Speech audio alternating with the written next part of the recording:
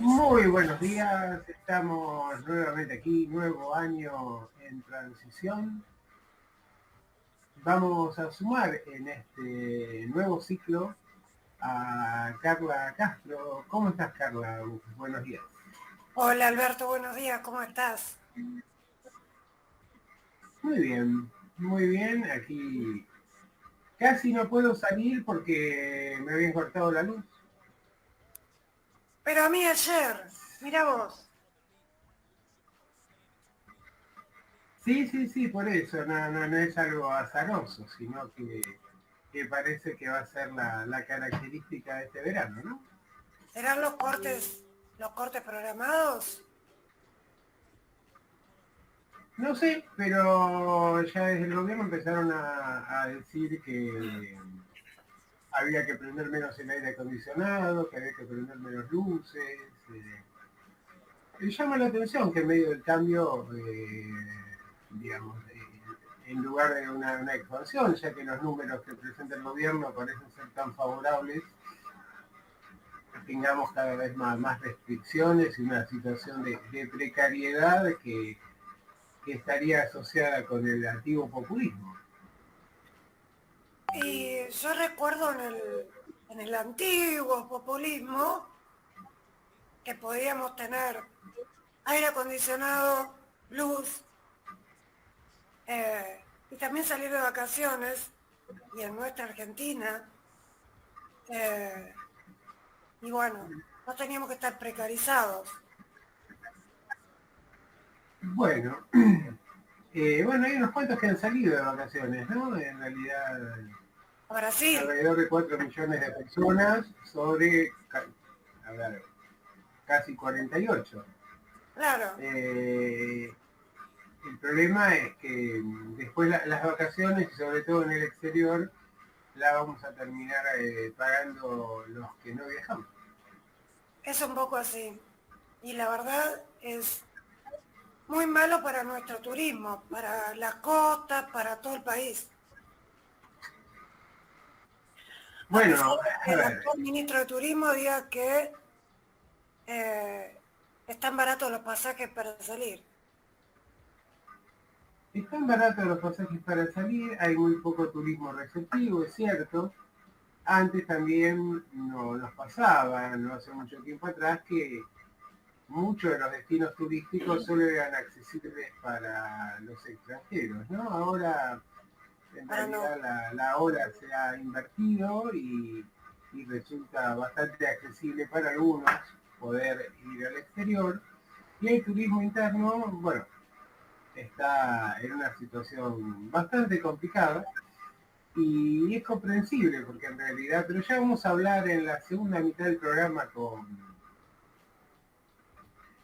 Fabián, un economista que nos va que bueno, que habitualmente nos acompaña y que un poco nos va a plantear el dilema que significa este dólar barato con las presiones del Fondo Monetario para una devaluación a 1.300 pesos y cuáles serían sus implicancias sobre la inflación, las reservas y demás. Pero evidentemente es un verano muy movido, ¿no? Vemos que la política no se detiene. No, la política no se fue de vacaciones.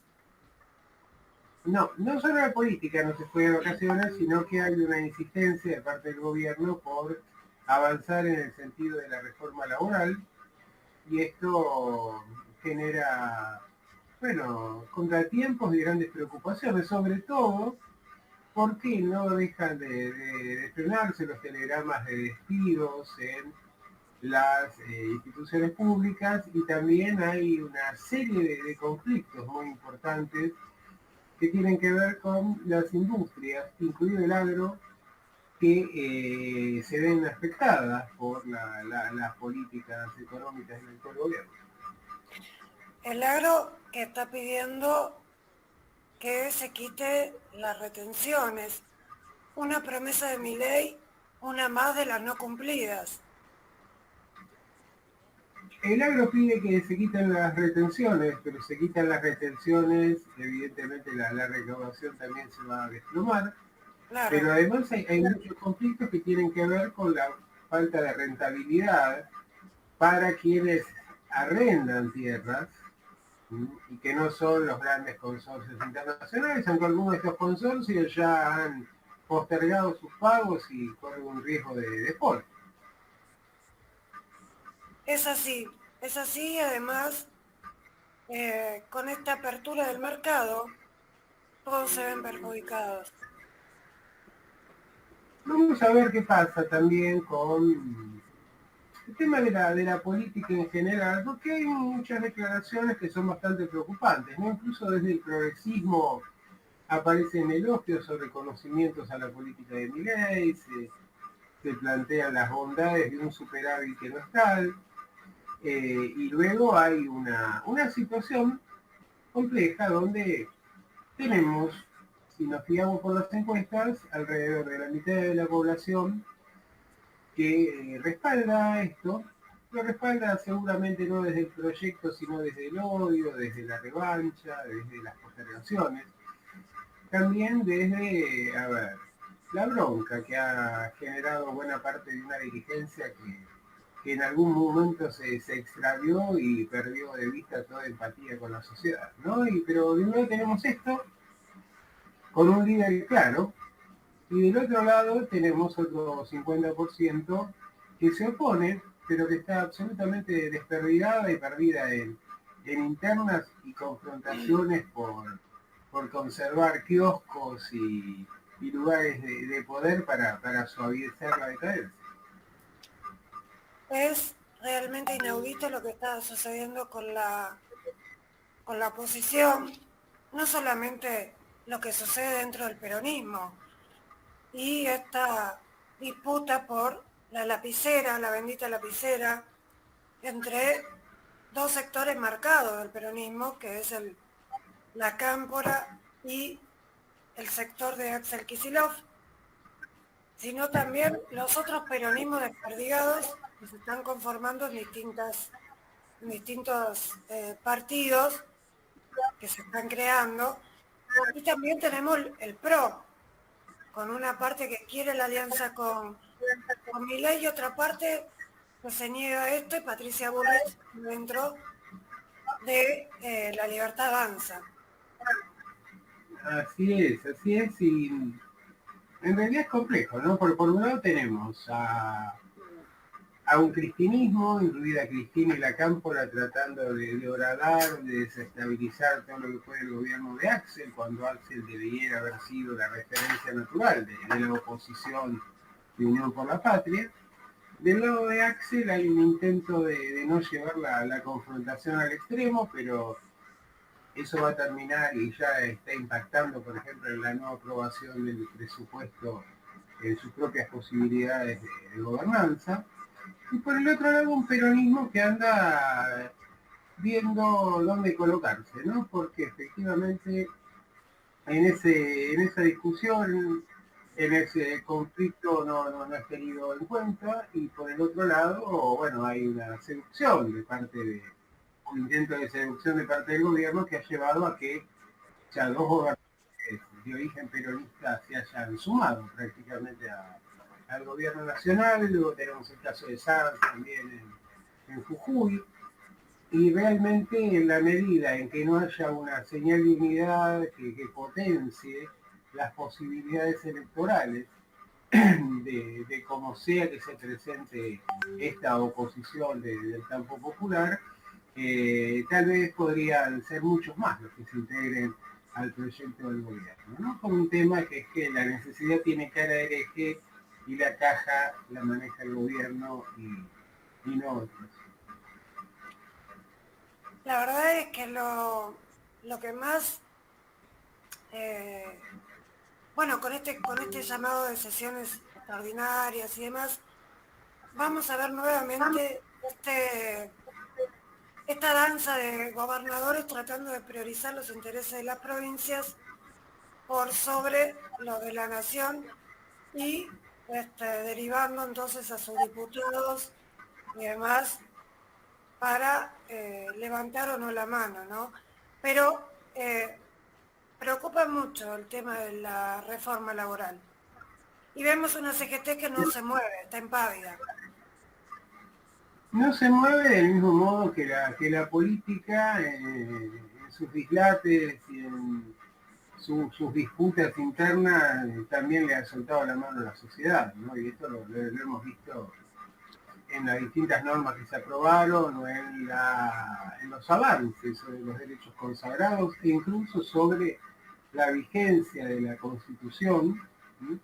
Donde, bueno, todos parecen, o la mayoría parece haber mirado para otro lado, ¿no? En realidad era casi imposible imaginar un programa de estas características sin contar o con la complicidad o al menos con la tolerancia de amplios sectores de la oposición.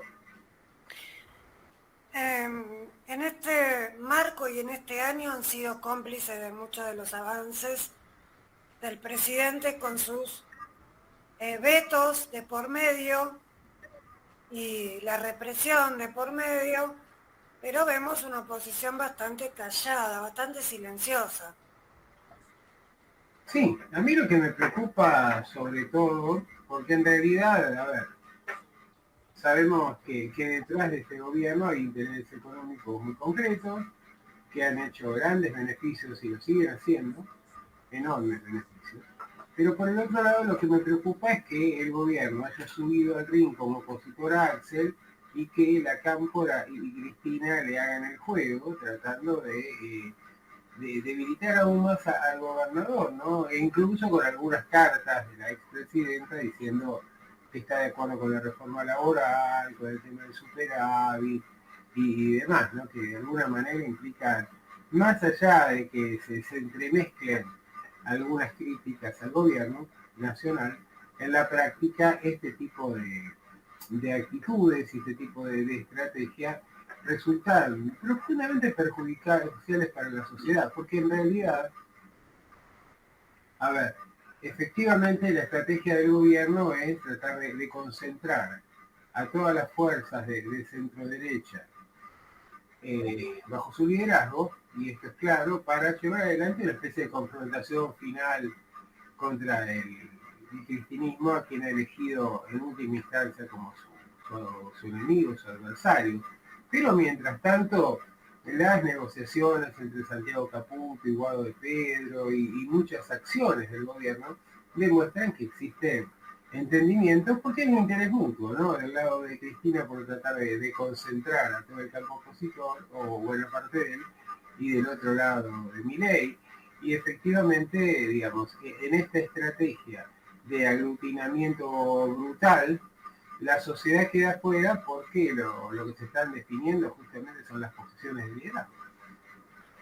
Un Axel Kicillof que a la vez junta una cantidad importante de intendentes detrás de él, intendentes de mucho peso en la provincia de Buenos Aires, y una aceptación entre los mismos gobernadores, ¿no? Peronistas. Así que la Sí, disputa está entre lo que sería un sector, que sería solo la cámpora, y aquellos que están cercanos a la cámpora, y luego la masa de intendentes y algunos dirigentes importantes que eran núcleo duro del kirchnerismo, que hoy dicen hay que conservar este liderazgo de Axel y hay que tomar postura por acá. efectivamente, porque en realidad aquí lo que nosotros vemos de todas maneras es que hay mayor voluntad de confrontación en esos intendentes y en esos liderazgos que se han articulado detrás de Axel, que en el propio gobernador, ¿no? Que intenta poner paños fríos al conflicto, evitar la confrontación, y una confrontación que realmente es inevitable, porque no puede haber dos líderes, tiene que haber uno solo, y efectivamente en esa disputa el hecho de dilatar esa confrontación solamente puede implicar un debilitamiento de todo el espacio, ¿no? Porque efectivamente, supongamos que terminaran siendo en listas diferenciadas, ¿cuál sería el resultado electoral? es que si el peronismo o, o el peronismo kirchnerista no va unido, bueno, corre grandes riesgos en esta elección intermedia. Sí, y además, digamos, no solo es eso, sino que lo que están planteando las encuestas es que en el balotaje presidencial, entre un 30 y un 50% de los votos fueron votos peronistas que estaban cansados de lo que fue la gestión de Alberto Fernández, las cartas y el bombardeo constante de Cristina, las disputas internas, las imágenes que circulaban en la pandemia y todo lo demás. Y la manera de tratar de recuperar a estos sectores pasa por la unidad, pasa por tener propuestas concretas y también pasa por la presentación de caras nuevas, ¿no? Esto que había dicho Axel que en medio se ha quedado en la formulación de las nuevas canciones y la necesidad de ampliar la alianza hacia otros sectores del progresismo o de sectores que con representación en las clases medias y en las clases populares para tratar de afrontar, es decir, el peronismo de Guillermo Moreno del 45 expresa una sociedad que no existe. Y en la actualidad es necesario generar otro tipo de alianzas y estrategias políticas y lamentablemente esta disputa interna retrasa cualquier posibilidad de llevar adelante estos nuevos acuerdos. Y un Guillermo Moreno que cada vez se ve más disminuido, ¿no? En cuanto al envión que había tomado en el primer momento, cuando salió a arengar hace unos meses atrás y formó agrupaciones y demás, se ve un poco vaciado, diluido en este momento porque son solo rememoranzas del peronismo pasado que digamos que no tiene reorganización en este mundo de hoy y que él no permite tampoco y creo que le hizo mucha mella esa, esa como cercanía a Victoria Villarruel que él plantea. Así es, y en realidad uno se pregunta qué tiene que ver el peronismo histórico y doctrinario con Victoria Villarruel, pero efectivamente este tipo de volteretas, este tipo de acciones sorprendentes, en realidad han marcado que, bueno, que evidentemente no es un espacio político que pueda proyectarse, sobre todo porque está expresando un discurso orientado en la sociedad que ya no existe. Ahí está. Tuvimos una pequeña interferencia, pero ahí está.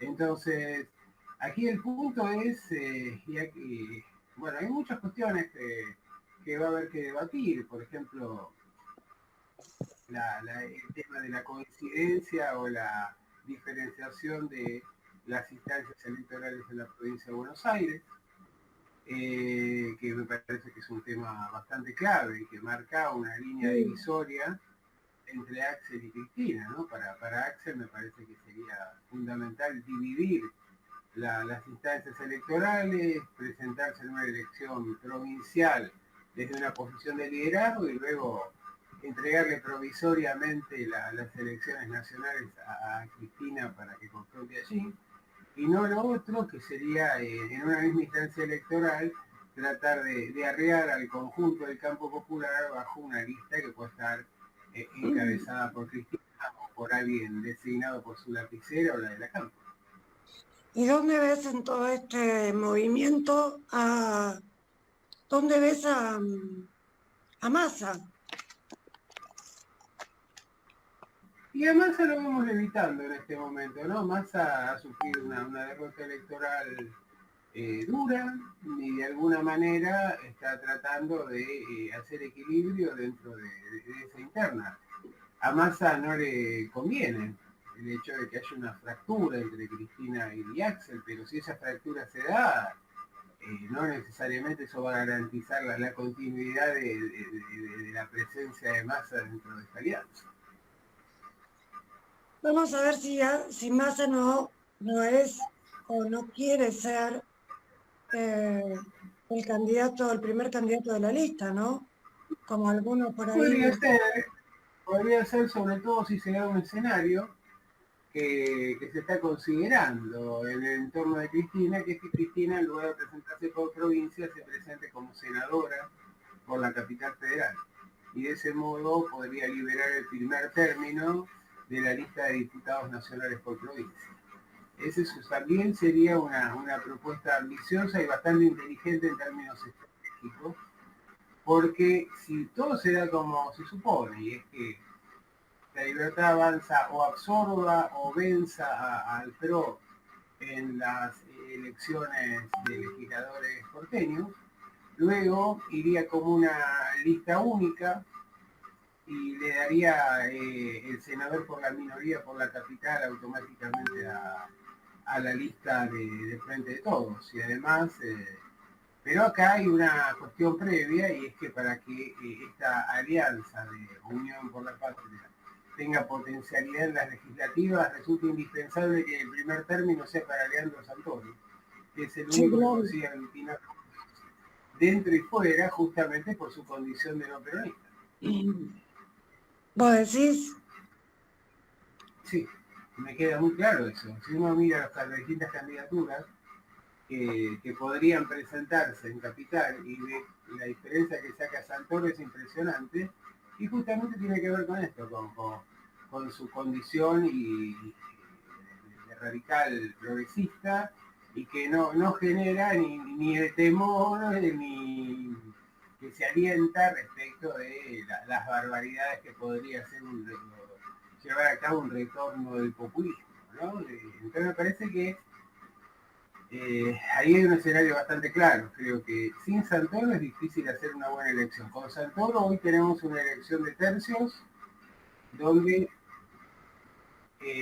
tenemos a la Libertad Avanza, el PRO y Unión por la Patria prácticamente en igualdad de condiciones para llevar adelante esa propuesta. Entonces, me parece que ahí, digamos, más allá de la opinión que nos merezca, y con esto vamos a tener que cerrar el primer diálogo, más allá de la opinión que nos merezca Axel a favor, en contra, más o menos, o Santoro, o lo que fuera, que son candidatos que no son típicamente peronistas, sin embargo, son aquellos que expresan mayoritariamente la posibilidad de obtener mejores resultados electorales, justamente por esta amplitud, esta posibilidad de acercamiento de sectores que responden a colectivos mucho más amplios que son los del peronismo.